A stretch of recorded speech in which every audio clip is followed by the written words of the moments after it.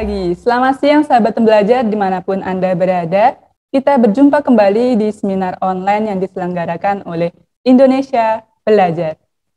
Indonesia Belajar merupakan sebuah media untuk belajar yang berisi motivasi, inspirasi, dan pengetahuan, tentunya dari para narasumber terbaik di Indonesia. Hadir dalam platform mobile aplikasi yang sahabat pembelajar bisa langsung download di Google Play Store maupun di Apple App Store. Anda juga bisa klik website kami di indonesiabelajar.id. Dan bagi Anda yang memiliki Instagram, Anda bisa follow Instagram kami di indonesia_belajar.id.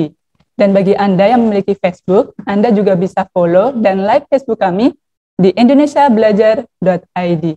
Baik sahabat pembelajar, perkenalkan nama saya Zulfa yang akan memandu seminar online pada siang hari ini. Seperti biasa, setiap hari Kamis siang kita selalu menghadirkan seseorang yang luar biasa.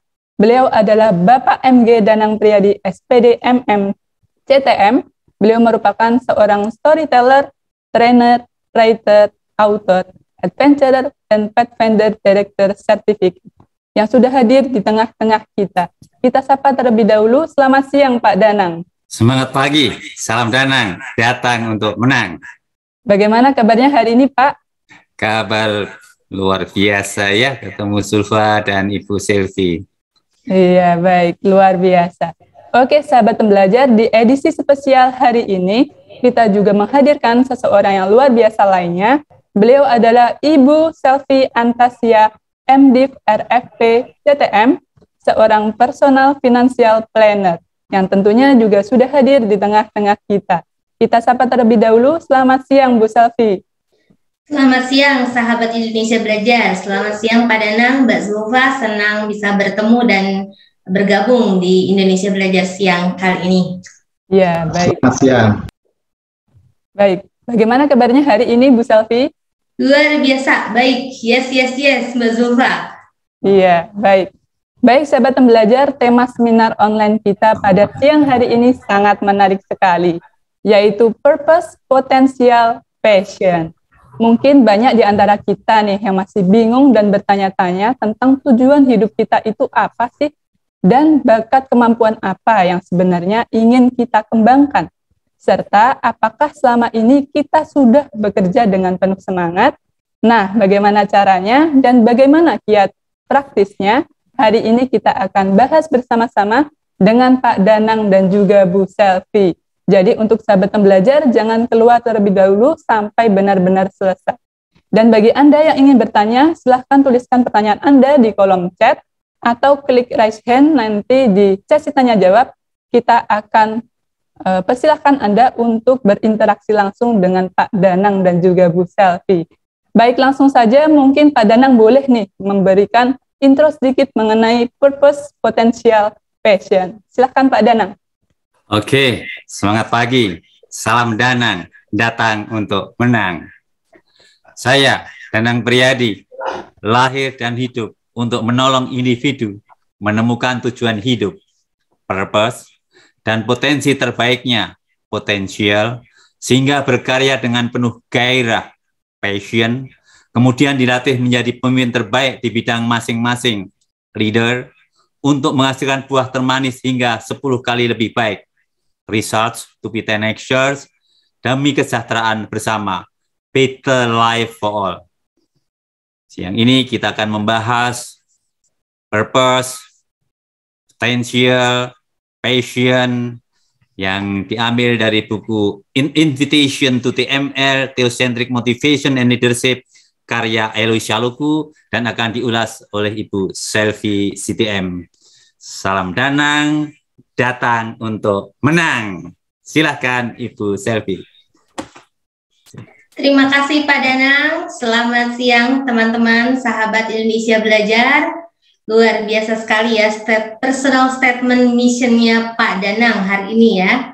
Hari ini kita akan membahas purpose, potential, and passion. Saya share dulu ya, share screen ya. Sebentar.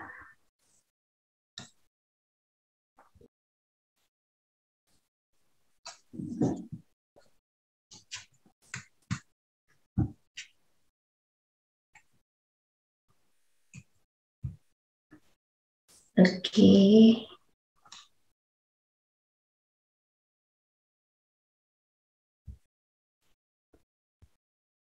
Apa sudah terlihat? Ya, sudah terlihat, Bu. Sahabat Indonesia Belajar, apa kabar hari ini? Tidak ada yang menjawab. Oke. Luar biasa. Luar biasa ya, pada ada yang menjawab. Saya selalu terharu ya, teman-teman. Di saat pandemi yang panjang ini, ada kawan dengan tulus hati bertanya dengan call, telepon, atau dengan pesan singkat lewat WhatsApp atau Instagram. Apa kabar, Sel? Apa kabar? Saya selalu senang kalau ada orang yang mengatakan bagaimana kabarnya di musim pandemi ini. Rasanya terharu ya kalau misalkan ada di luar keluarga tentunya, kalau ada teman, sahabat yang sangat menyentuh secara pribadi, bukan pertanyaan basa-basi ya, untuk sebelum masuk ke topik ya, tetapi memang pertanyaan, memang benar-benar ingin tahu gimana sih kabarmu di masa pandemi ini.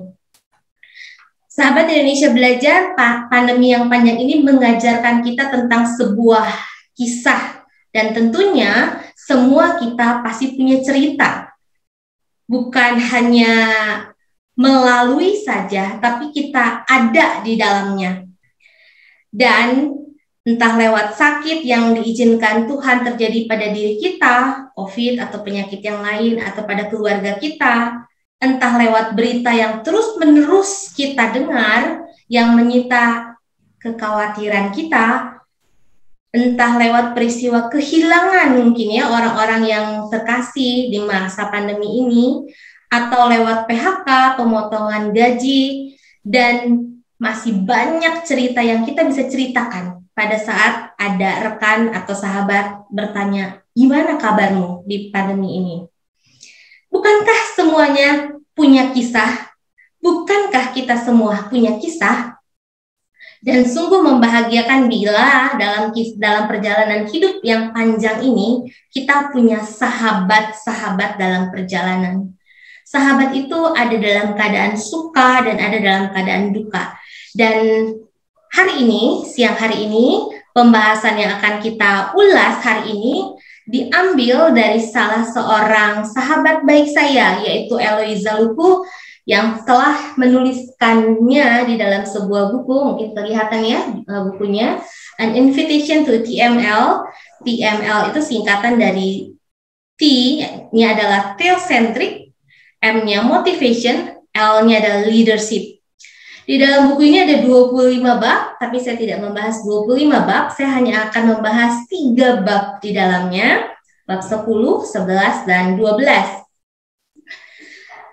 Terima kasih kepada Eloisa Luku, Padanang, Indonesia Belajar, Mbak Zulfa, dan kita semua. Mari kita mulai ya, purpose, potential, dan passion.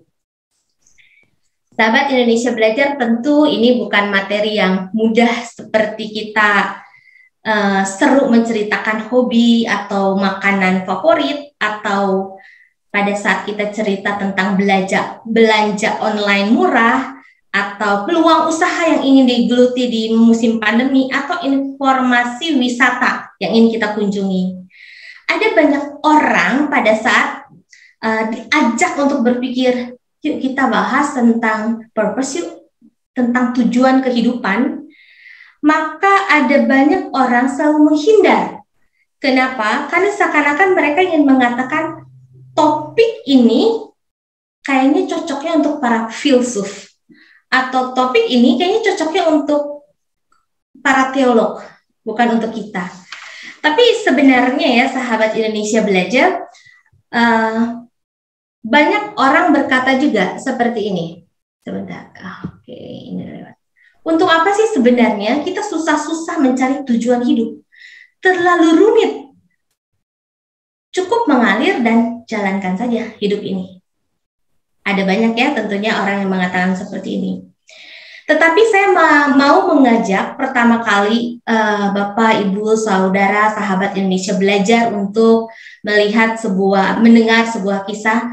Zaman dulu sebelum ada taksi online seperti sekarang, entah Gokar, Grab ya, Dulu kita suka kalau naik kendaraan umum itu, misalkan kita naik taksi ya, kita suka stop di pinggir jalan ya. Nah, misalnya kita mau naik taksi, kita stop taksi di pinggir jalan, kita buka pintu, lalu kita duduk. Apa pertanyaan Pak Supir pertama kali kepada kita sebagai penumpang? Tentu pertanyaannya, mau kemana? Tujuan ya. Ini adalah tujuan perjalanan yang singkat. Untuk sebuah perjalanan yang singkat, naik taksi saja dari satu tempat ke tempat yang lain, butuh yang namanya tujuan. Apalagi sebuah perjalanan panjang yang kita hidupi bertahun-tahun atau bahkan puluhan tahun dari kita lahir sampai kita meninggal dunia. Pernahkah kita bertanya, apa tujuan hidup saya?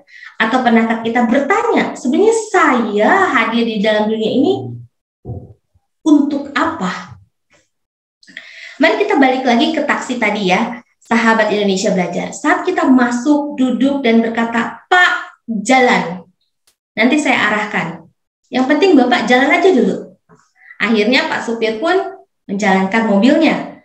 Muter, lurus, belok kanan, belok kiri. Setelah beberapa menit kemudian, apa yang Pak supir katakan? Atau tanyakan, kembali dia akan menanyakan, Bu atau Pak, sebenarnya Anda mau kemana? Lalu si penumpang mengatakan, kemana saja Pak? Dengan bingungnya.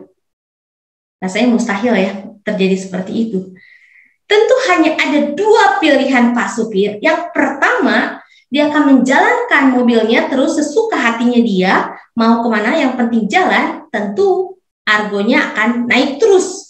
Atau yang kedua, mobil akan diberhentikan. Pak supir akan menghentikan mobilnya dan dia akan mengatakan, silakan turun di sini, karena Anda tidak jelas. Sahabat Indonesia Belajar, betapa pentingnya sebuah tujuan dalam hidup, bukan? Untuk sebuah perjalanan singkat butuh tujuan, apalagi perjalanan kita yang panjang ini. Mari kita renungkan. Lampu dibuat untuk menerangi. Telepon dibuat untuk komunikasi, untuk alat komunikasi. Mobil dibuat untuk alat transportasi. Dan coba kita perhatikan benda-benda yang ada di mejamu hari ini, atau ada di kantormu, bila ada di kantor, atau ada di rumahmu. Gelas, piring, pulpen, buku, semua tercipta dan diciptakan oleh manusia tentunya punya kegunaan, punya tujuan. Kalau benda mati saja memiliki sebuah tujuan penciptaan, apalagi kita sebagai manusia. Sahabat Indonesia Belajar, kita melihat ya, banyak orang berlomba-lomba pada saat menyadari sebenarnya bagaimana sih proses mencari penemuan hidup. Penemuan tujuan kehidupan manusia itu sebenarnya ada dua hal, ada dua bagian besar. Yang pertama adalah dari pendekatan antroposentris, yaitu menjadikan manusia sebagai pusatnya. Jadi pada saat saya cita-citanya mau jadi apa ya, lalu saya ini ingin jadi apa kelak, atau apa yang sebaiknya aku lakukan ya untuk hidupku. Terus saya punya target apa, di usia sekian saya harus menjadi apa, di usia sekian saya harus punya berapa, atau apa sasaran dan ambisi untuk masa depan dan masa tuaku. Itu semua pendekatan antroposentris. Jadi memulai pencarian tujuan hidupnya dari diri sendiri dan berakhir untuk diri sendiri. Ya, salah tidak? Tidak tentunya, karena memang ada banyak orang melakukan seperti itu dan itu normal sekali. Tetapi kita dibawa ke pendekatan yang kedua. Pendekatan yang kedua itu adalah pendekatan teosentris. Theo artinya Tuhan, sentris artinya pusat. Berarti menjadikan Tuhan sebagai pusat dalam kehidupan. Sahabat Indonesia Belajar, pendekatan yang kedua ini, pendekatan teosentris ini memulai pencarian tujuan hidupnya bukan saya mau apa gitu, tetapi memulai pencarian tujuan hidupnya dengan bertanya kepada Sang Pencipta kehidupan, apapun agamanya, apapun keyakinannya. Jadi seseorang yang mulai memikirkan tentang penemuan tujuan hidup, sebenarnya saya itu siapa? Lalu siapa yang menciptakan saya di dalam dunia ini? Oke, ada Tuhan. Kalau Tuhan hadirkan saya di dunia ini, sempat lahir ya Bapak Ibu Saudara ya, karena banyak juga yang tidak sempat lahir sudah tidak ada gitu ya. Kalau kita sempat lahir, apalagi kita sempat besar, sempat dewasa, tua gitu ya, dan akhirnya ada di satu titik kita akan juga dipanggil pulang oleh Yang Maha Kuasa. Artinya kan kita perlu bertanya, Tuhan, Allah yang Maha Kuasa, saya hadir di dunia ini untuk apa? Nah, itu adalah pendekatan teosentris. Sahabat Indonesia Belajar, kedua pandangan ini ada banyak dipegang oleh orang, ya. Tetapi siang hari ini izinkan saya untuk membahas lebih condong ke yang kedua tentunya ya. Mari kita masuk ke kiat praktis. Oke, kalau yang pertama antroposentris rasanya udah banyak ya di pembicara-pembicara di luar, target, goal, setting, dan segala macam. Kalau yang kedua pendekatan teosentris seperti apa?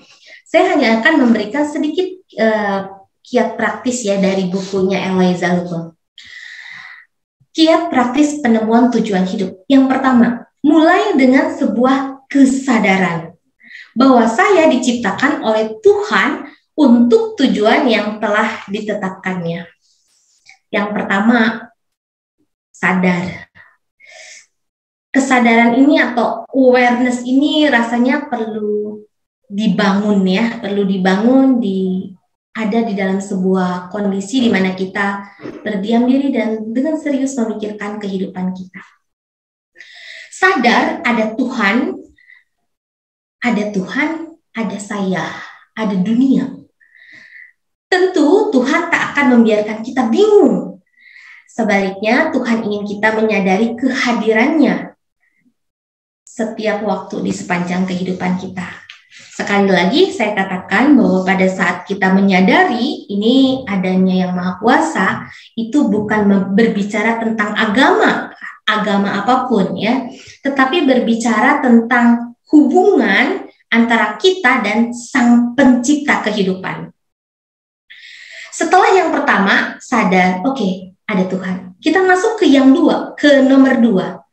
Secara serius dan disengaja melalui doa, ya sholat, atau doa pribadi, meditasi, itu ya doa komunikasi dengan Tuhan. Tanya pada Tuhan, apa yang ingin Tuhan titipkan dalam kehidupan kita? Apa yang ingin Tuhan capai sih kalau Tuhan hadirkan kita?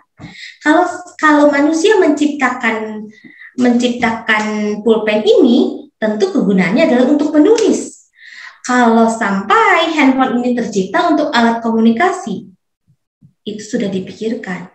Tapi kalau saya tercipta di dunia ini, ya harus bertanya kepada Sang Pencipta. Nah, ini adalah masuk dalam keseriusan bertanya. Tanya aja sama Tuhan, Tuhan sebenarnya untuk apa sih menciptakan saya? Ya, apa sih yang harus saya lakukan dalam sepanjang kehidupan saya? Yang ketiga, setelah bertanya, kita mulai peka, mendengar dan mengenali jawaban Tuhan, baik lewat doa, lewat baca kitab suci, lewat orang-orang terdekat kita, keluarga kita, atau lingkungan kita. Proses bertanya yang nomor 2 dan proses mendapatkan jawaban dari Tuhan tentu nggak akan langsung tring atau audible, kamu harus menjadi ini, tidak gitu audible ya, tidak. Tetapi proses bertanya dan menemukan jawaban itu mungkin juga tidak akan 100% langsung kita yakin. Itu semuanya ada proses bersamaan tumbuhnya dengan usia kita. Bersamaan juga dengan referensi apa yang masuk ke dalam kita, referensi buku-buku yang kita baca, dengan siapa kita bergaul, berkomunikasi tentang kehidupan ini ya, juga bersamaan dengan pengalaman kehidupan kita. Dan yang terakhir, tentunya yang paling penting juga adalah mulai dengan menjalankan dengan tekun apa yang saya rasa atau saya percaya sebagai arahan dari Tuhan. Bukan sebuah kebetulan kalau hari ini Anda ditetapkan sebagai seorang guru. Atau bukan kebetulan hari ini Anda ditetapkan sebagai seorang accounting, auditor, atau motivator, atau seorang agen asuransi, atau seorang pelajar, mahasiswa, bukan sebuah kebetulan. Tapi dalam setiap perjalanan Tuhan hantarkan saya sampai hari ini, apa sih sebenarnya yang Tuhan inginkan untuk saya lakukan? Proses bertanya itu terus-menerus di sepanjang kehidupan kita. Tidak akan ada yang pernah salah jika kita bertanya kepada Sang Pencipta. Pertanyaannya, sudahkah kita menemukan tujuan hidup kita? Sudahkah kita bertanya? Saya memberikan contoh ya, ada sahabat saya ya yang menuliskan buku ini. Dia menuliskan di dalam salah satu lembar bukunya Personal Mission Statement. Pada saat dia menemukan tujuan kehidupannya, dia menuliskannya. Ini tujuan hidup Eloisa Luku ya, penulis buku yang saya sedang ulas ini. Saya bacakan. Saya Eloisa Luku, lahir dan hidup untuk menolong individu menemukan tujuan hidup, purpose, dan potensi terbaiknya, potential, sehingga berkarya dengan penuh gairah, passion, kemudian dilatih menjadi pemimpin terbaik di bidang masing-masing, menjadi seorang leader, untuk menghasilkan buah termanis hingga 10 kali lebih baik. Itu adalah result demi kesejahteraan bersama. Better Life for All. Sahabat Indonesia Belajar, ini adalah satu perenungan, satu kegelisahan pada saat rekan saya bertanya kepada Tuhan, Tuhan buat apa saya hidup? Di usia yang sangat muda, dia bertanya, Tuhan buat apa saya hidup? Lalu sepanjang perjalanannya dia memikirkan dengan serius dan keluarlah pernyataan ini. Keluarlah tujuan kehidupan ini yang dia tuliskan. Dan kita tentunya bisa saja mengadopsi ini menjadi tujuan hidup kita apabila memang selaras nih. Kayaknya ini saya banget nih. It's okay. Atau kayaknya saya belum memikirkan tuh statementnya. Coba mari kita pikirkan mulai dari sekarang. Kenapa? Karena tujuan hidup itu yang akan mengarahkan kita. Sepanjang hidup kita akan ingat bahwa Tuhan menghadirkan kita di tengah dunia ini untuk tujuan ini. Lalu ketika saya membaca buku ini dan saya merenungkan perjalanan kehidupan saya mulai menuliskan. Dan saya mengikuti ya, Bapak, Ibu, Saudara, sahabat Indonesia Belajar. Saya mencoba untuk mengulas ya, ngambil dari Eloisa Luku dan saya ganti dengan tentunya pengalaman dia dan pengalaman saya berbeda. Lalu saya ganti, oke, saya Selvi Antasia, lahir dan hidup untuk menolong dan inspirasi perubahan individu tentang kepemimpinan, leadership. Karena saya pikir seseorang itu harus mandiri. Leadership itu bukan masalah jabatan. Leadership itu bukan masalah kekuasaan, tetapi masalah pengaruh, masalah kemandirian. Harus bisa memimpin diri sendiri sebelum memimpin orang lain. Oke, saya tertarik dengan dunia itu. Saya mempelajari dunia itu. Oke, berarti saya menuliskan. Saya ingin sekali menolong, menginspirasi orang untuk dalam 3 bidang ini. Kepemimpinan. Yang kedua, perencanaan keuangan, financial planning. Karena saya melihat banyak sekali orang di luar sana bergumul dengan yang namanya uang, mengelola keuangan, kekurangan, kesulitan, terjerat dalam hutang, dan banyak hal karena ketidakpahaman mengelola keuangan. Dan pada saat saya mempelajari dan saya ada di dalam industri finansial, saya menyadari, oh iya, mungkin ya perjalanan hidup saya menghantarkan saya untuk menolong individu, untuk mengerti, mengelola keuangan. Bukan berarti saya sempurna atau perfect dalam bidang keuangan atau leadership, tapi itu adalah sebuah kegelisahan yang saya hidupi, saya nikmati, dan sebagai pembentukan Tuhan dalam perjalanan kehidupan tentang leadership dan juga tentang financial planning.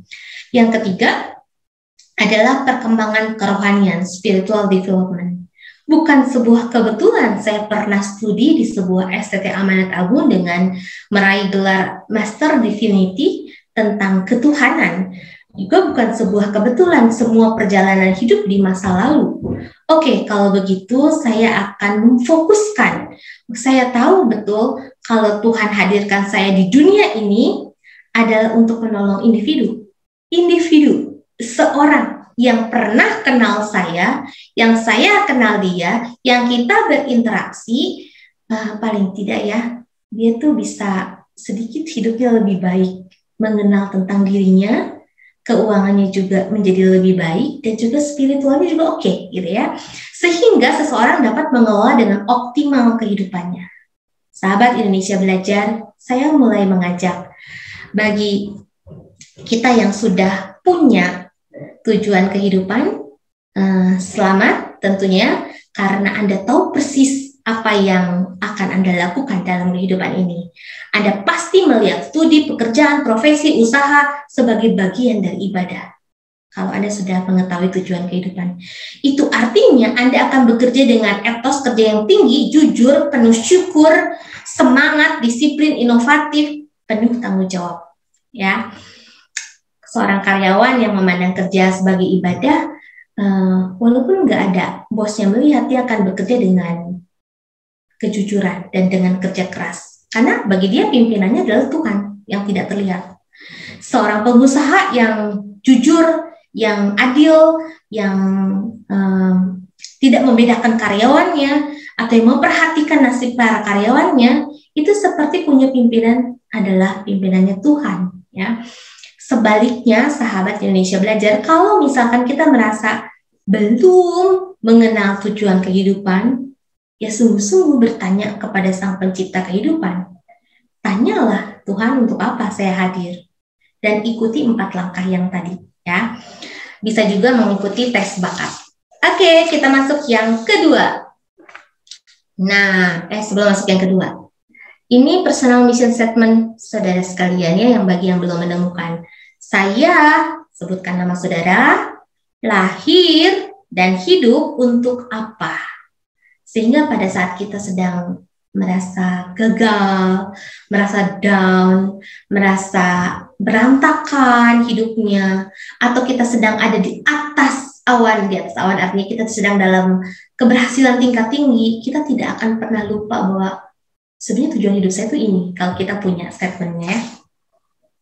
Ini tidak perlu dikerjakan hari ini ya, tapi direnungkan dan tidak dikumpulkan juga ya, hanya boleh diselipkan di dalam dompet pribadi.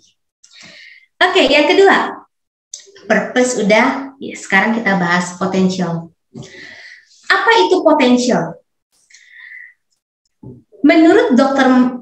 Miles Monroe, potensi adalah kemampuan yang belum terekspos, kekuatan yang tersimpan atau yang belum dimanfaatkan, kemampuan yang dibatasi oleh kita atau nggak terpakai, karunia yang Tuhan tuh udah titipkan pada kita tapi belum diaktifkan, serta bakat yang masih tersembunyi. Itu namanya potensi. Mulai mikir ya, apa ya potensi saya? Memang proses penemuannya itu nggak sehari, oh saya tahu potensi saya, enggak. Tapi perjalanan kehidupan. Ya nanti kita akan bahas. Nah, sahabat Indonesia Belajar, potensi itu seperti benih. Pada saat kita melihat satu benih ya ada di tangan kita, apa yang kita lihat? Beberapa orang hanya melihat, oh itu hanya benih. Sebagian orang mengatakan itu pohon, sebuah pohon. Iya, kalau benihnya ditaruh di tanah, ditanam ya bisa menjadi sebuah pohon. Tapi ada orang juga yang mengatakan, oh itu adalah sebuah hutan yang sangat lebat. Kenapa? Karena dari satu benih itu akan tumbuh satu pohon itu akan berbuah lebat dan akan ada bijinya, nanti akan berjatuhan dan akan tumbuh lagi pohon-pohon berikutnya dan akhirnya akan ada banyak buah dan akhirnya ada pohon berikutnya sehingga menghasilkan sebuah hutan. Itu adalah ilustrasi dari potensi. Potensi mungkin tidak terlihat, kecil, tersembunyi, mungkin juga tidak kita pakai gitu kan, tetapi sudah Tuhan titipkan pada saat Tuhan menghadirkan kita di tengah dunia ini. Sahabat Indonesia Belajar, mengapa potensi itu begitu penting?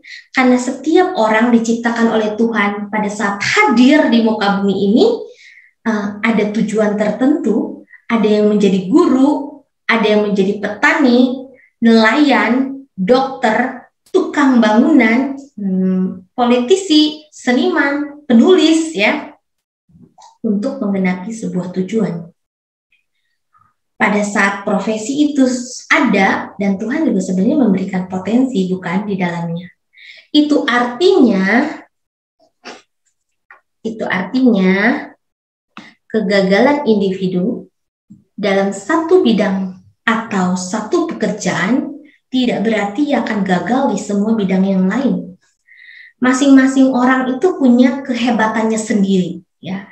Kegagalan dalam menemukan dan melepaskan potensi yang Tuhan titipkan kepadanya itu kegagalan yang sebenarnya.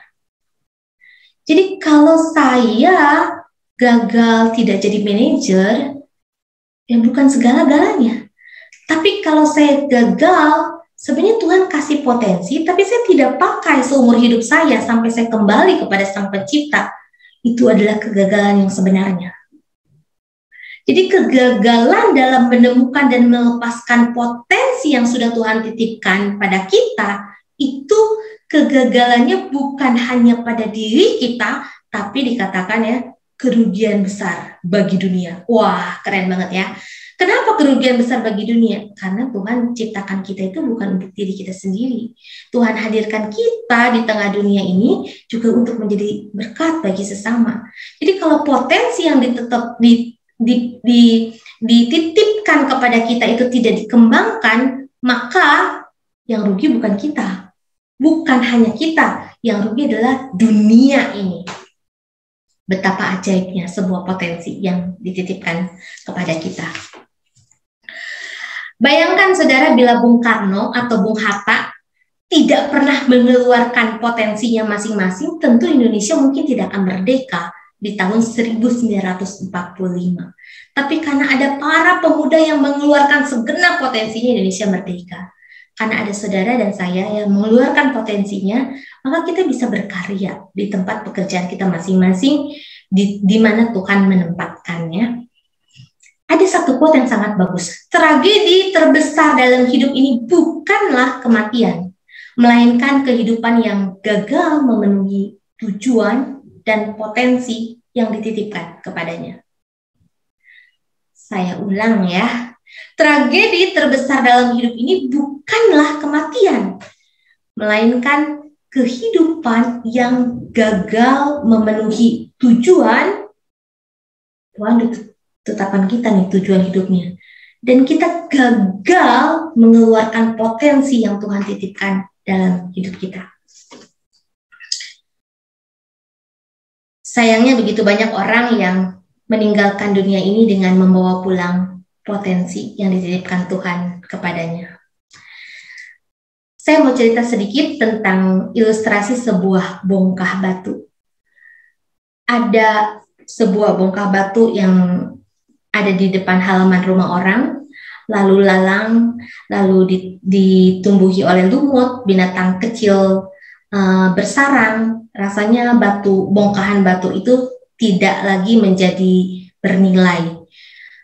Rasanya kepengen dibuang sih ya, kalau ada di halaman batu yang tidak terpakai gitu ya, mengganggu pemandangan. Tapi suatu ketika ada seorang seniman atau pematung, dia melihat batu itu melebihi dari apa yang dilihat oleh pemiliknya.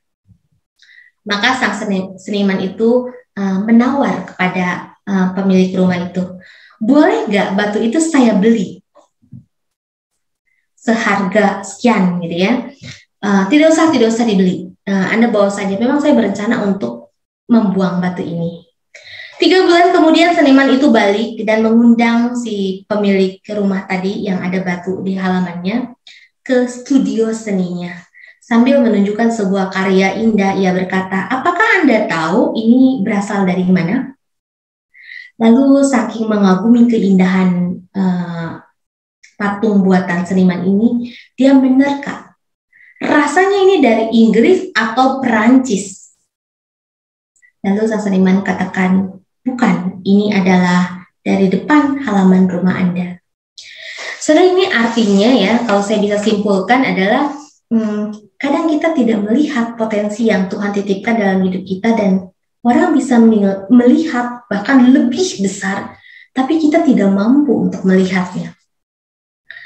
Pertanyaannya, bagaimana cara kita menemukan potensi di dalam diri kita? Lalu bagaimana cara kita bisa melepaskan?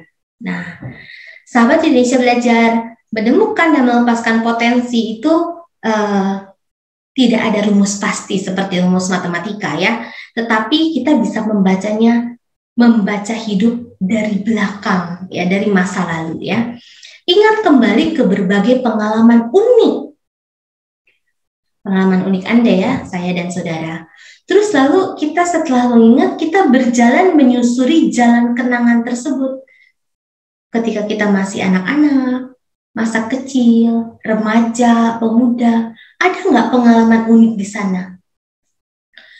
Pikirkan seluruh kehidupan Anda, ya, ingat apa sih di masa lalu itu yang memberi Anda tuh kesenangan pada saat Anda mengingatnya.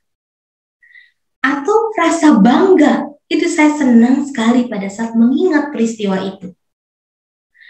Bahkan ya, kalau kita boleh jujur, hal-hal kecil yang membuat kita senang, bangga gitu ya, kalau diceritain sama orang lain tuh kayak gitu doang kamu senang gitu. Itu hal remeh gitu, hal remeh-temeh ya.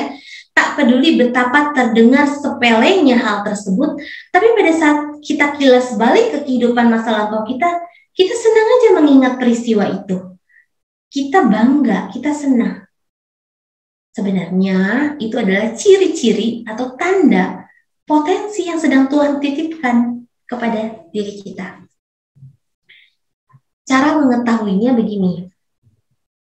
Ambil selembar kertas ya, lalu tuliskan pengalaman menyenangkan masa kanak-kanak kita. Tulis, saya kayaknya waktu kecil saya senang kalau 1, 2, 3. Ya, ambil waktu ya. Terus waktu saya remaja, kita ingat lagi. Waktu saya SMP kelas 1, 2, 3, kita tuliskan lagi. Saya senang kalau ini. Kayaknya waktu itu saya begini. Tuliskan semuanya. Lalu waktu masa dewasa, mulai pertama kali kuliah, kerja, tahun pertama, tahun kedua, apa sih yang membuat kita senang, bahagia, bangga? Ceritakan dalam tulisan, lalu baca ulang tulisan itu.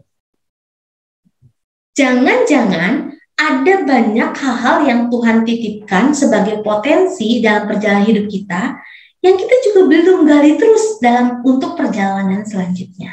Ini adalah sebuah kiat praktis ya untuk menemukan potensi. Sahabat Indonesia Belajar, sering terjadi bakat atau potensi justru ditemukan ketika seseorang sedang fokus setia melakukan yang terbaik dalam satu bidang selama bertahun-tahun. Bagi kita yang sudah menjalani profesi sebagai guru, auditor, financial, admin, atau motivator, penulis berpuluh-puluh tahun, kita akan dengan mudah mengatakan, saya tahu Tuhan titipkan potensi ini kepada saya. Tapi mungkin ada juga bagi saudara yang saya masih bingung nih, apa ya sebenarnya Tuhan mau titipkan tuh apa ya? Nah itu selain yang tadi menuliskan masa kanak-kanak, remaja, dan dewasa, juga kita mulai menekuni bidang yang kita tekuni. Lalu sambil bertanya lagi kepada Tuhan, saya menekuni ini Tuhan, tapi maksudnya apa ya? Terus apa yang sedang Tuhan gali dalam diri saya? Oke, sudah 2 hal, kita bahas yang terakhir. Yang terakhir adalah passion. Semoga kita mengingat ya 3P setelah selesai hari ini. Apa itu passion? Passion adalah minat atau kesukaan dalam melakukan satu bidang. Nggak dibayar juga nggak apa-apa, karena saya memang suka. Nah, itu passion ya. Hal inilah yang akan membuat seseorang tuh tekun menekuni sebuah profesi atau sebuah proses. Mulai dari awal sampai akhir pekerjaan tersebut. Orang-orang yang punya passion itu mereka berkomitmen untuk melakukan yang terbaik, tidak peduli hambatan ataupun tantangannya. Itulah passion. Passion itu kira-kira seperti ini. Apa sih yang membuat kita tuh dengan semangat bangun pagi untuk melakukan itu gitu. Nah, itu adalah passion. Passion dapat juga diartikan kecenderungan kuat untuk melakukan satu aktivitas yang dianggap memberikan kontribusi besar terhadap identitas diri kita. Itu adalah passion. Ada juga seorang yang bernama Angela Duckworth ya, dalam bukunya yang berjudul Grit, dia menuliskan The Power of Passion and Perseverance. Dia mengatakan begini, hal terpenting untuk mencapai kesuksesan dan kebahagiaan bukanlah bakat, melainkan perpaduan antara passion, gairah dalam melakukan pekerjaan, dengan kegigihan atau ketekunan, perseverance. Jadi perpaduan passion dan perpaduan dipadukan dengan kegigihan atau komitmen, itu namanya grit. Saya merenung apa ya? Nah, Bapak Ibu Saudara bisa merenungkan juga. Yang kita lakukan dengan penuh semangat dan kita lakukan dengan tekun, dibayar ataupun tidak dibayar, semangat aja melakukannya, itu adalah passion ya. Ada 4 aset psikologi yang dimiliki orang hebat dengan daya juang luar biasa.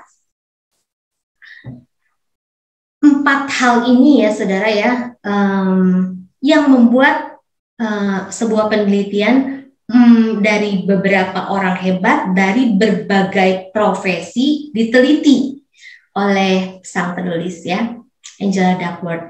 Lalu dia mengatakan ada 4 kesamaan, ada 4 aset psikologi dari orang-orang hebat ini. Yang pertama, minat. Orang-orang hebat dengan daya juang luar biasa selalu memiliki minat yang tinggi terhadap apa yang mereka kerjakan. Minatnya sangat tinggi. Mereka jatuh cinta pada pekerjaan mereka. Ada orang yang tidak menikmati pekerjaannya. Ada orang yang sangat cinta dengan pekerjaannya. Dan orang-orang yang berhasil, rata-rata mereka mencintai apa yang mereka kerjakan. Mereka menikmati, atau mereka masuk ke dalam yang disebut flow, ya, hanyut ke dalamnya. Yang kedua, orang-orang itu, orang-orang hebat dengan daya juang luar biasa, tak pernah menyerah untuk selalu berlatih. Latihan di bidang mereka. Tahun pertama saya bergabung, saya nggak menguasai nih dunia penjualan. Tapi saya belajar. Belum menguasai. Bisa sih penjualan, tapi nggak sehebat orang-orang. Oke, saya coba lagi. Saya ambil berbagai referensi, bagaimana sih cara menjual. Atau tahun pertama saya menjadi seorang guru, saya kesulitan untuk menghandle murid-murid atau kelas, bagaimana menjadi guru yang disukai. Setiap orang tentu punya pengalaman masing-masing. Tetapi dengan latihan dan terus melatih itu kita akan terbiasa. Disinilah ketekunan menjadi penting. Kegagalan bukan juga hal yang tabu. Kerja keras, disiplin, dan konsisten. Lalu aset yang ketiga menurut Angela Duckworth, tujuan. Orang-orang hebat dengan daya juang luar biasa punya tujuan hidup dan tujuan berdampak untuk orang lain. Minat perlu dilengkapi dengan tujuan. Nggak cuma minat aja, tapi harus ada tujuan. Tujuan yang bermakna bukan hanya tujuan untuk diri sendiri, tetapi juga tujuan untuk banyak orang. Yang terakhir, harapan. Sahabat Indonesia Belajar, orang-orang hebat dengan daya juang luar biasa selalu memiliki harapan. Bukan tidak pernah gagal, tetapi pada saat gagal, dia akan kembali memiliki pengharapan. Saat mencari tujuan hidup, orang-orang hebat pun dipenuhi kesulitan dan tantangan. Namun mereka tetap mampu melalui semua itu karena harapan. Kesulitan itu akan berlalu, kegagalan itu akan terlupakan. Tapi orang yang tidak punya pengharapan, dia akan melihat semuanya selesai. Tapi orang yang memiliki pengharapan, gagal, oke, gagal. Sulit, iya sulit. Ini pandemi, iya pandemi. Tapi saya yakin, saya punya pengharapan. Masa depan akan jauh lebih baik. 4 aset psikologi ini dimiliki oleh orang yang hebat dengan daya juang luar biasa di bidang masing-masing. Oke. Tadi saya ngomongin masalah flow ya, ini bagian akhir. Ada satu buku yang berjudul Flow dari Mihaly Csikszentmihalyi ya. Sebenarnya benang merah pengalaman yang sama dari orang-orang berbeda, beda profesi. Mereka bisa mencapai kualitas terbaik dari pekerjaan mereka adalah ketika mereka hanyut dalam apa yang mereka kerjakan. Perasaan seperti itu memabukkan dan menimbulkan ketagihan seperti tengah melayang atau mengalir seperti air. Jadi sahabat Indonesia Belajar, kesimpulannya adalah kinerja terbaik dihasilkan saat seseorang mengerjakan sesuatu dengan senang hati atau berada di dalam zona flow, ya, hanyut di dalamnya, menikmati apa yang dikerjakannya. Kesimpulan, hari ini kita udah belajar 3P. Purpose, potential, passion. Ketika seseorang secara serius menyadari, memikirkan dan menghidupi tujuan hidup, purpose, potensi yang dimilikinya, potential, dan keinginan kuat, passion dalam hidupnya, maka seorang pemimpin sejati sudah lahir dalam dunia ini. Terima kasih, saya serahkan kembali kepada Mbak Zulfa dan Pak Danang. Silakan. Baik, terima kasih. Luar biasa sekali penyampaian materi dari Ibu Selvi. Nah, sekarang kita akan masuk ke dalam sesi tanya-jawab. Nah, di sini sudah ada beberapa pertanyaan yang masuk di kolom chat. Saya mohon izin untuk membacakan ya, Bu. Baik. Pertanyaan dari Ibu Fitra. Selamat siang Pak Danang dan Bu Selvi, izin bertanya. Saya memiliki passion di banyak bidang. Saya berusaha memanajemen waktu untuk menekuni semua bidang itu. Namun, di pertengahan, saya kalang kabut dan sulit untuk menyesuaikan. Pertanyaan saya, apakah menekuni banyak bidang tidak apa-apa? Dan jika harus memfokuskan satu bidang, bagaimana caranya? Karena saya bingung mau pilih yang mana. Terima kasih Pak Danang dan Bu Selvi. Silakan Pak Danang dan juga Bu Selvi. Pak Danang mau jawab atau saya? Bu Selvi dulu. Oh, baiklah Pak Danang. Nanti Pak Danang lebih senior, lebih banyak pengalaman ya. Dirangkumkan. Pertanyaannya dari Ibu Fitra. Ibu Fitra. Terima kasih Ibu Fitra. Saya punya banyak nih potensi atau passion ya dari banyak bidang. Saya yakin bahwa seseorang itu ada yang dikasih potensi atau bakat 1 sama Tuhan, ada yang dikasih 3, ada yang dikasih 5 atau bahkan lebih. Ya. Pada saat Sang Pencipta menitipkan satu bakat, sama Sang Pencipta menitipkan 5 bakat, tentu bagian kita adalah mengelolanya, ya. Pasti kita diberikan kemampuan. Tetapi balik lagi seperti ini, kita itu punya keterbatasan tenaga dan keterbatasan waktu. Kalau misalkan kita punya keinginan atau passion kita banyak, kita pengen kerjain ini, lalu kita lihat saja Bu Fitra hasil akhirnya. Endingnya adalah apakah kita memiliki dampak untuk orang lain, lalu kita merasa senang atau bahagia untuk diri kita dan keluarga, ataukah kita merasa semuanya berantakan, ya?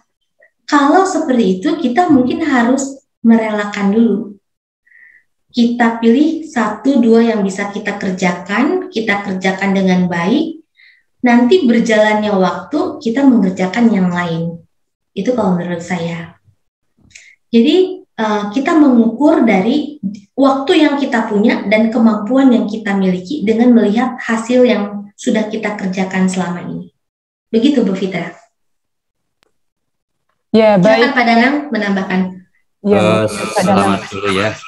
Terima kasih teman-teman. Ini ada Sulfa, Mbak Endah, Ibu Selvi, Jessica, Bapak Alfred Raja Guguk, Ardian Liu, Payu, Cut Fitria, Mas Heli, Evarianti, Fitra, Janto, Pak Yanto Widodo ya, Kelvin Nei, Mas Feli Suandoko dari Lombok ya, kemudian Safira Nayara, Theo, yang kemudian Ibu Lesna, Kak Simon Runtu. Jadi terima kasih ya sudah bergabung ini Ibu Selvi dari berbagai daerah dan tempat dan berbagai bidang. Baik, Howard Gardner menyampaikan ada 8 kecerdasan ya. Kita semua sudah tahu, sering saya bahas dari kinestetik, mathematical logical, intrapersonal, lalu inter, lalu kemudian apa ya, spasial, lalu kemudian juga ada natural. Jadi bisa seperti yang dikatakan Ibu Selvi tadi, satu orang itu mungkin bakat banyak. Saya banyak yang saya pegang, tapi satu-satu ya. Jadi pendongeng bisa, jadi trainer bisa, jadi penulis bisa, lalu kemudian relawan bisa, dan seterusnya. Caranya kalau saya itu satu-satu ya. Contoh, waktu itu saya mau ngasih pelatihan ke toko, lalu mendengar ada orang mau ada pelatihan dongeng. Saya stop dulu, saya mau ikut gitu. Ternyata ada bakat mendongeng. Bahkan saya itu sering disebut sebagai Kak Seto ya, KW1 atau KW3. Kalau menurut Kak Seto itu saya itu ya kembaran ketiga lah. Nah ternyata dengan mendongeng aja saya sudah diundang dari Sabang sampai Merauke, dari Bangka sampai Pulau Rote. Ini menunggu mau diundang untuk mengajar dongeng 40 guru-guru PAUD di Dinas Pendidikan Surabaya. Kemarin dari Surabaya. Jadi ini satu yang saya temukan. Bakat menulis ditemukan sebetulnya barusan aja tahun 2018, persis saya mau pensiun. Padahal orang selalu menyuruh saya menulis sejak tahun 1990, 2010, lalu akhirnya 2005 saya menyuruh Ayu nulis buku, lalu akhirnya Ayu ngajak saya nulis buku, dan terbukti 2018. Dan sekarang ya ini Ibu Selvi mau bantu yang sekarang agak ganjel, yaitu 77 keajaiban dalam kehidupan. 70 kakak. Nah ini apa ya, banyak, dan saya sekarang lagi menyusun 50 kebiasaan sales yang sukses. Tadi Ibu Selvi juga menyampaikan bahwa ketekunan itu bisa membuat kesuksesan. Lalu juga ada di belakang sana 77 cerita cinta dan seterusnya. Jadi kalau Ayu bilang sekali udah menulis nanti nggak akan berhenti, ternyata betul, banyak yang mau ditulis. Jadi mulai saja ya, dengan banyak baca dan seterusnya. Lalu saya sering jalan-jalan, akhirnya ada juga traveling, lalu menjadi travel konsultan dan seterusnya. Jadi kita jalan, nanti di situ kita akan menemukan. Saya menulis buku-buku bestseller itu yang terakhir, yang ini 50 kesalahan sales dan solusinya ini ya, yang ada mungkin karena nggak kelihatan ya. Itu karena pengalaman saya memberi training aja. Jadi apa yang kita alami itu bisa kita tulis gitu. Jadi istilahnya sederhana itu. Dikatakan ya ala bisa karena biasa. Ya, you are what you think, if you think you can, you can. Lalu kalau menambah Ibu tadi itu ya soal latihan itu, experts come from expertise. Seorang ahli itu banyak kalau banyak latihan. Semakin banyak latihan maka tahu-tahu menjadi ahli.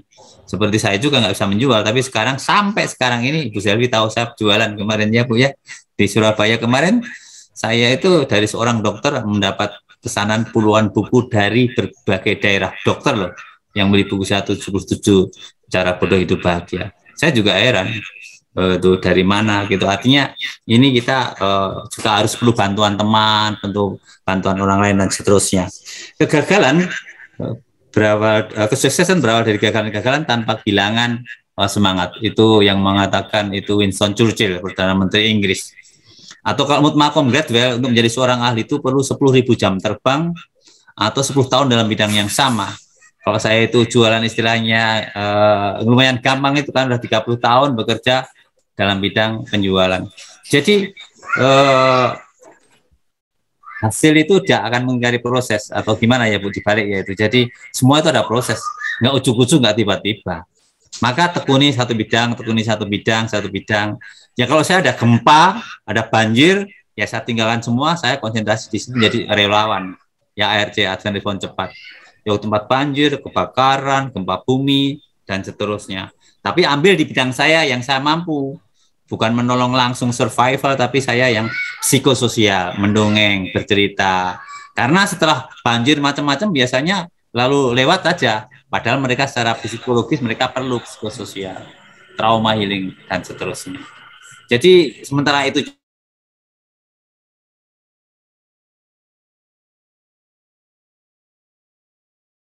Ibu Selvi katakan ada yang gagal di 1, 3, dan 5. Kalau yang lebih dari 1 namanya multiple intelligences, bakatnya banyak. Silakan coba. Ya, baik. Terima kasih Pak Danang dan juga Bu Selvi. Semoga Bu Fitra sudah terjawab ya. Kita lanjut lagi ke pertanyaan selanjutnya dari Bapak Ardian Dio. Selamat siang Pak Danang dan Bu Selvi, saya ingin bertanya, purpose, potensial, passion, apakah ketiga hal itu harus sejalan di satu bidang? Dan jika diseriusi serta ditekuni, apakah juga bisa menuju ikigai atau menemukan makna kehidupan? Lebih baik menentukan tujuan lebih dulu, baru menemukan potensial dan passion, atau menemukan potensial dan passion dulu, baru bisa menentukan tujuan, ya Bu? Silahkan dijawab terlebih dahulu dari Bu Selvi, kemudian Pak Danang. Oke, Pak Ardian, terima kasih atas pertanyaannya. Ikigai menarik ya, Pak Ardian ya. Artinya Pak Ardian ini senang belajar referensi-referensi baru ya tentang kehidupan. Salah satunya adalah ikigai. Pertanyaannya, apakah purpose, potential, passion harus sejalan di satu bidang? Jawaban saya adalah purpose itu bukan satu bidang sih ya, bukan guru kah atau apa gitu yang saya harus tekuni, bukan. Purpose itu adalah kan tujuan kehidupan ya. Jadi sebuah pertanyaan yang kita sempat tanyakan kepada Yang Maha Kuasa, Tuhan untuk apa sih saya hadir di tengah dunia ini ya. Jadi mungkin saja itu kita temukannya, bersyukur banget ya kalau kita menemukannya itu di masa muda ya, dengan referensi-referensi yang banyak, mungkin dengan didikan dari orang tua, mungkin dari seminar-seminar gitu kan. Dan oke, saya yakin dengan jelas panggilan saya adalah menjadi seorang theosentris motivator, misal ya. Itu sahabat saya. Sampai hari ini dia sangat menghidupi panggilannya sejak waktu dia kuliah. Tapi berapa banyak yang seperti itu? Saya menyadari pertanyaan purpose ya, tujuan kehidupan setiap orang itu beda-beda kok. Ada yang waktu muda dia udah sadar, ada yang di usia 40. Saya baru merenung tentang tujuan kehidupan juga di usia yang pandemi-pandemi ini 2 tahun belakangan. Iya ya, saya sudah menjalankan di profesi saya sebagai seorang guru 5 tahun. Lalu saya masuk ke dalam dunia pelayanan 5 tahun. Lalu saya masuk lagi ke dalam dunia marketing 8 tahun. Lalu saya masuk ke dalam sebuah pertanyaan. Tuhan, nggak ada yang kebetulan kan ya dalam hidup ini? Dan juga nggak akan kebetulan kan saya pernah berprofesi A, B, dan C. Kalau gitu sebenarnya Tuhan tuh maunya saya tuh apa? Itu kan proses bertanya ya. Saya yakin dan saya percaya proses penemuan tujuan hidup itu bukan tergantung bidang. tetapi tergantung dari pertanyaan kita secara jujur kepada Tuhan di dalam doa kita, di dalam perenungan kita, dalam refleksi kita. Lalu Tuhan akan menjawabnya dengan melihat masa lalu bisa, dengan kata orang bisa, dengan referensi yang masuk bisa, dan Tuhan menyadarkan potensi kamu tuh sebenarnya ini. Kamu tuh dikasih potensi ini, coba deh kamu kembangkan, ya. Jadi profesi atau bidang apapun itu adalah pekerjaannya, kan ya kalau bidangnya.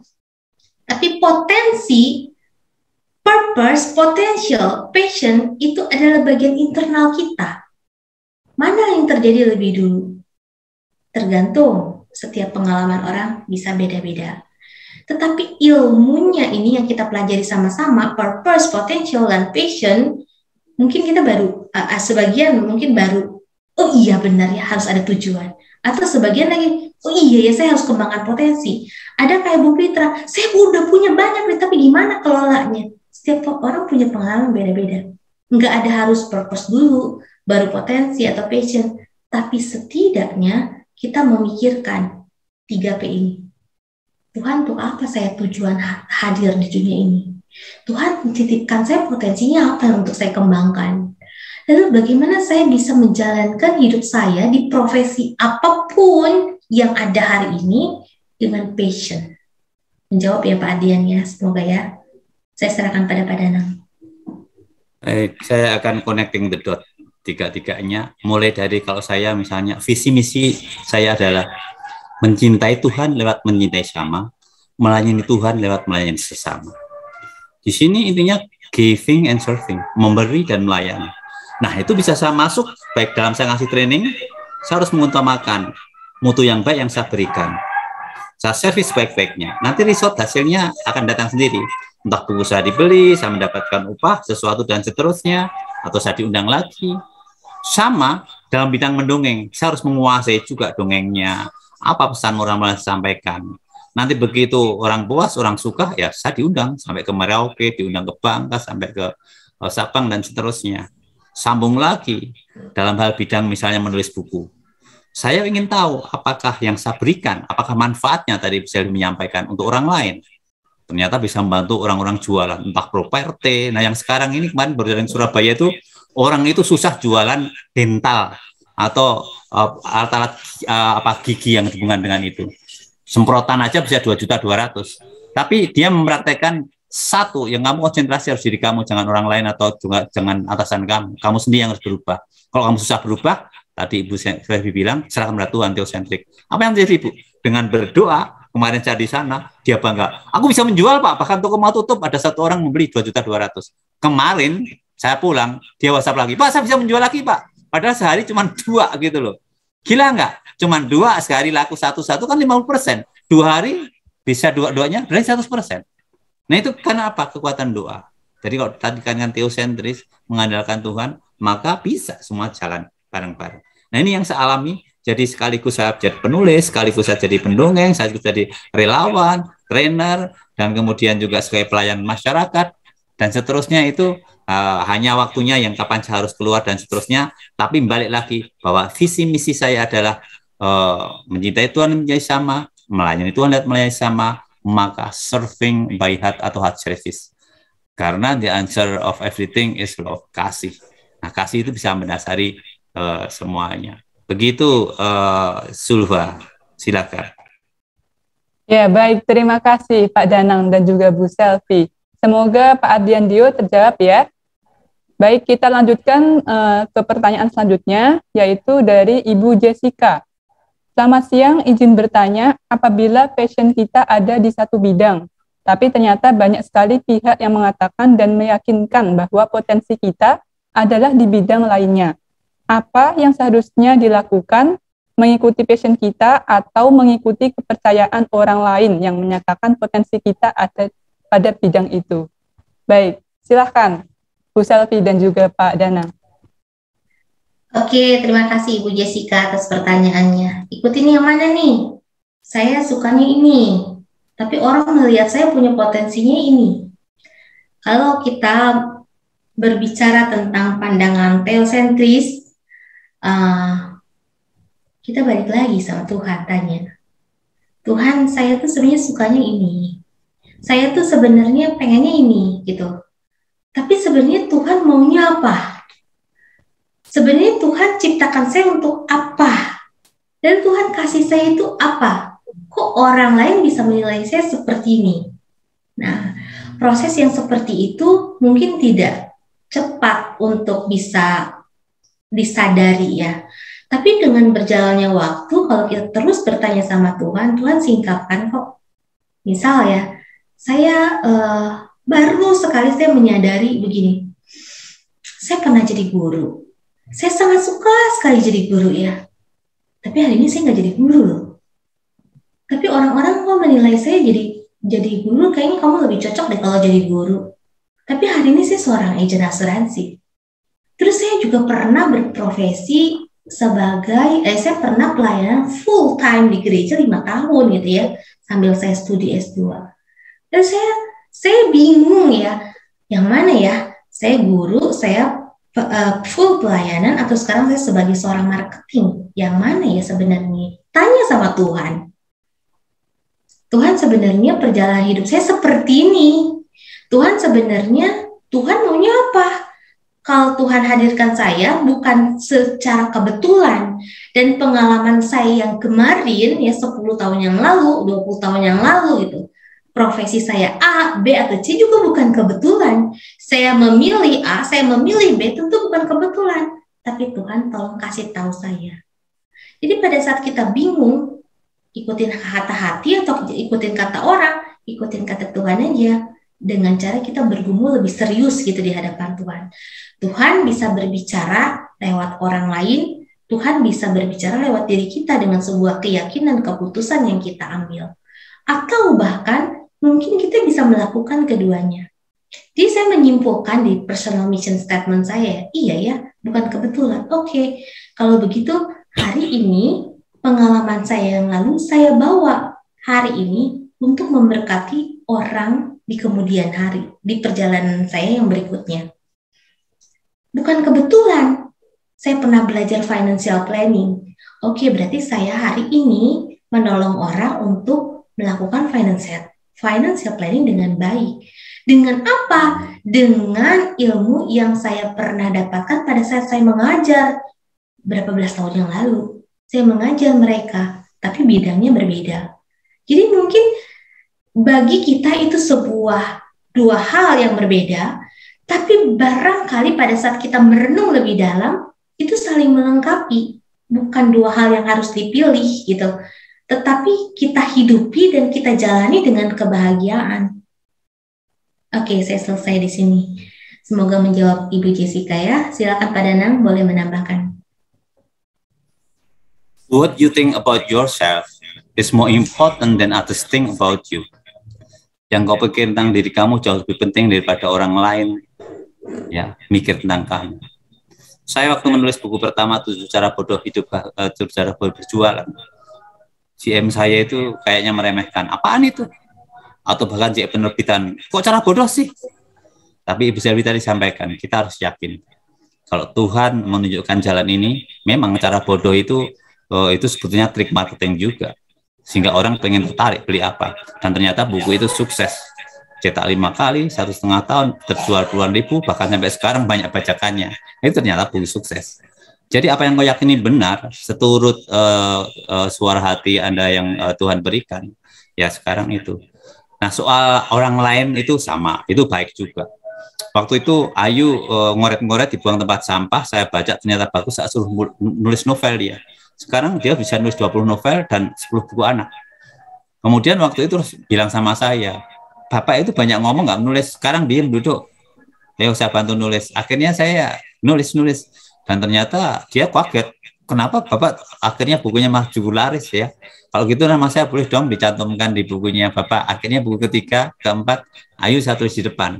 Karena Ayu yang mengolah buku itu menjadi enak. Bisa karena orang lain juga.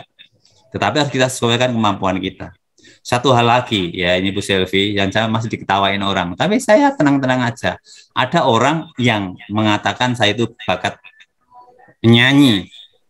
Dalam nada-nada tertentu, dalam lagu tertentu saya bisa pas.